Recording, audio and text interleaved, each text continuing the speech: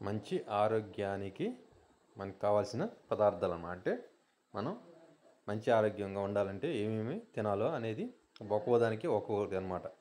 తలనొప్పి, అరటిపండు.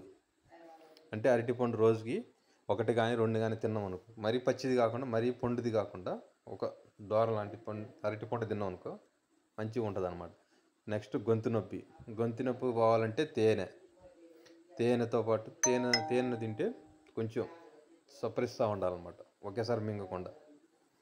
అలాగే పళ్ళ నొప్పి వచ్చి లవంగం వేయాలన్నమాట. లవంగం ద్వారా పళ్ళ నొప్పిని మనం నివారించవచ్చు అనమాట. అలాగే నిద్ర కోసం కివి పండు పాలు, నైటు కివి పండు పాలు తీసుకున్నాం అనుకో ఒక అర్ధగంట ముందు.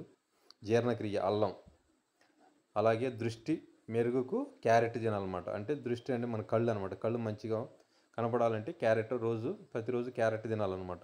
అలాగే జ్ఞాపక శక్తి బ్లూబెర్రీ అనమాట. అంటే బ్లూబెర్రీ అని ఒకటి ఉంటుంది అనమాట. అది తింటే జ్ఞాపక శక్తి పెరుగుతుంది. అలాగే వాల్నట్స్ కూడా తినాలన్నమాట. ఒత్తిడి తగ్గటం గ్రీన్ టీ. ఓకే.